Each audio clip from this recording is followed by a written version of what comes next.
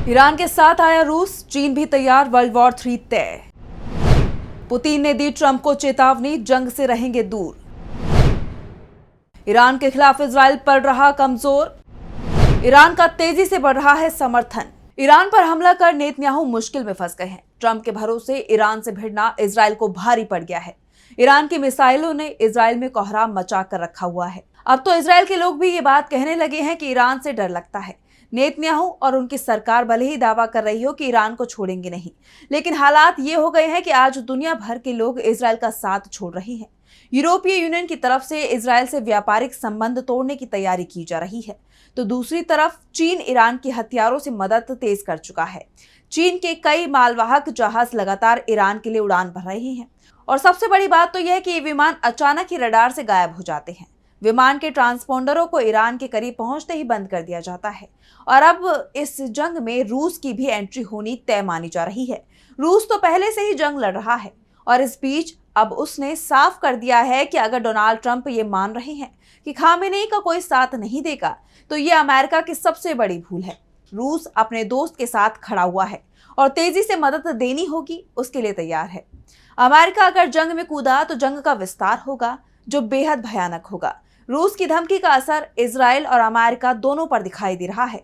तो क्या कहा है पुतिन ने, जिससे तेल अवीव में दिखाई दे रहा है खौफ? आज हम अपनी स्पेशल रिपोर्ट में करेंगे इसी पर बात। नमस्कार, मैं आंचल।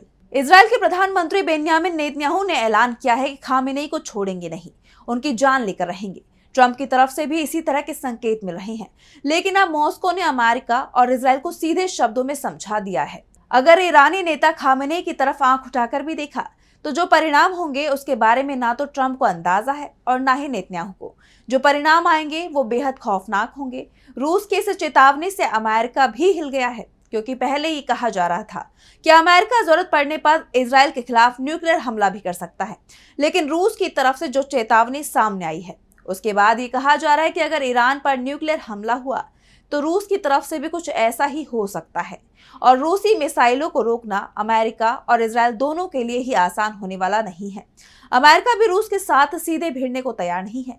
इसी के चलते यूक्रेन युद्ध में अमेरिका सिर्फ हथियारों से मदद दे रहा था, और उसमें भी कई आधुनिक हथियारों को अब तक उसने यूक्रेन को नहीं सौंपा था, क्योंकि उसे पुतिन से डर लग रहा है। और अब जिस तरह से रूस से धमकी आई है, उसने सभी को हैरान कर दिया है। इससे पहले पुतिन और चीन के राष्ट्रपति जिनपिंग की बात हुई थी, और इसके बाद पुतिन के बयान ने यह साफ कर दिया है कि सिर्फ रूस ही नहीं, चीन भी ईरान के साथ है।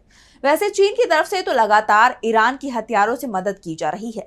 जिस तरह से चीन के मालवाहक विमान रोज ईरान पर उतर रहे हैं, उसने सभी का ध्यान अपनी तरफ खींचा है। चीन भले ही ईरान को सैन्य मदद देने से इनकार करता हो, लेकिन ये सभी को पता है कि जो खेल उसने भारत और पाकिस्तान की जंग में खेला था, वही खेल इस समय वो इजराइल और ईरान की जंग में खेल रहा है। चीन भले ही सीधे सीधे इजराइल पर हमला नहीं करे, लेकिन वो अपने हथियारों की मदद से इजराइल को बड़ी चोट पहुंचाने की कोशिश जरूर करता दिखाई दे रहा है।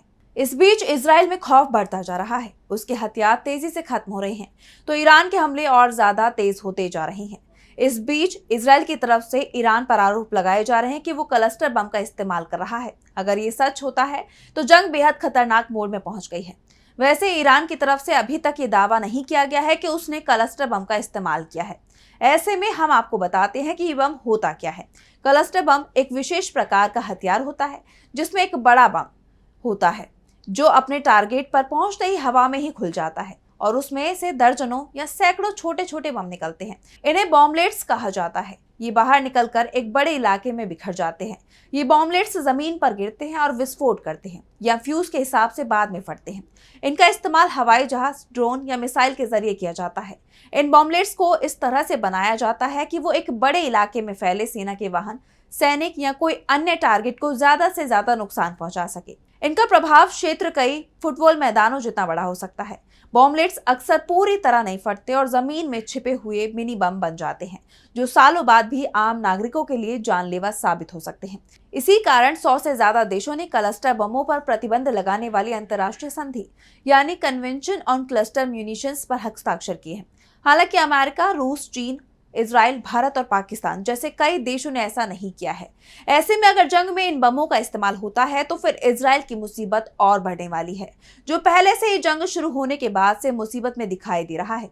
इसलिए इजराइल लगातार अमेरिका से जंग में शामिल होने की गुहार लगा रहा है, लेकिन अमेरिका इसे टालता जा रहा है।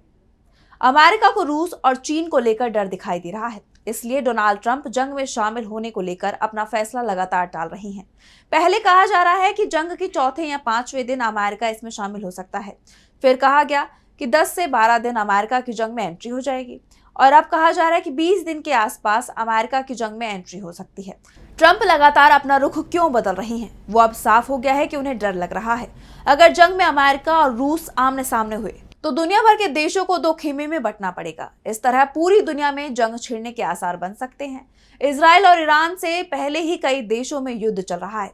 भारत और पाकिस्तान भी युद्ध के कगार तक पहुंचकर वापस आ चुके हैं, लेकिन ट्रंप के साथ लंच के बाद मुनीर के हौसले बुलंद हैं और कभी भी फिर से युद्ध भड़क सकता है। लेकिन इजराइल को सबसे बड़ा झटका लगता दिखाई दे रहा है तो वो है यूरोप से। अभी तक ये माना जा रहा था कि यूरोप के देशों पर अमेरिका का जबरदस्त प्रभाव है, लेकिन डोनाल्ड ट्रंप की टैरिफ नीतियों ने यूरोप को अमेरिका से दूर कर दिया है और इसका असर इजराइल और ईरान जंग में दिखाई दे रहा है। यूरोप के देश इजराइल को ही जंग का जिम्मेदार ठहरा रहे हैं। इस बीच अब यूरोपीय संघ के एक फैसले से इजराइल की टेंशन बढ़ सकती है। ऐसा इसलिए क्योंकि 9 यूरोपीय संघ के देशों ने यूरोपीय आयोग से पश्चिमी तट में इजरायली बस्तियों के साथ यूरोपीय संघ के व्यापार को बंद करने के तरीके पर प्रस्ताव लाने की बात कही है। इन देशों में Belgium, Finland, Ireland, Luxembourg, Poland, पुर्तगाल, स्लोवेनिया, स्पेन और स्वीडन शामिल है। इनके विदेश मंत्रियों ने प्रस्ताव पर साइन किए हैं। यूरोपीय संघ इजराइल का सबसे बड़ा व्यापारिक साझेदार है, जो इसके कुल माल का लगभग 1/3 हिस्सा है। पिछले साल ब्लॉक और इजराइल के बीच दो तरफा माल व्यापार 42.6 बिलियन यूरो था। यूरोपीय संघ के इन 9 देशों ने कहा कि फिलिस्तीनी क्षेत्रों और वहां की बस्तियों पर इजराइल का कब्जा अवैध है। इसमें कहा गया था कि राज्य को ऐसे व्यापार या निवेश संबंधों को रोकने के लिए कदम उठाने चाहिए, जो स्थिति को बनाए रखने में मदद कर सकते हैं। मतलब साफ है कि जंग का जुनून इजराइल को भारी पड़ता दिखाई दे रहा है। ईरान ने वैसे तो पूरे इजराइल को अपने टारगेट पर ले रखा है, लेकिन उसका सबसे बड़ा निशाना बना हुआ है तेल अवीव, जहां रोज मिसाइलों से हमले हो रहे हैं। शाम ढलते ही ईरानी मिसाइलों का खौफ तेल अवीव में हर किसी के चेहरे पर दिखाई देने लगता है। लोग भूमिगत बंकरों की शरण ले रहे हैं। इजराइल के पीएम नेतन्याहू खुद बंकर में छिपे हुए हैं, वहीं से वो जंग का संचालन कर रहे हैं। लेकिन जिस तरह से जंग के आगे बढ़ने पर इजराइल बेबस होता दिखाई दे रहा है, उसके बाद ये माना जा रहा है कि जल्द ही वो सीजफायर की गुहार लगा सकता है, क्योंकि ईरान की तरफ से तो साफ कर दिया गया है कि वो सीजफायर का ऐलान अपनी तरफ से नहीं करेगा, बल्कि इजराइल ने फिलिस्तीन की जिस जमीन पर कब्जा कर रखा है उसे मुक्त कराकर ही रहेगा। ऐसे में ये जंग इजराइल के लिए दो तरफा नुकसान का कारण बनती दिखाई दे रही है। तो फिलहाल के लिए हमारी स्पेशल रिपोर्ट में बस इतना ही। अगर वीडियो पसंद आए तो लाइक करें, साथ ही हमारे चैनल को सब्सक्राइब करें। नमस्कार।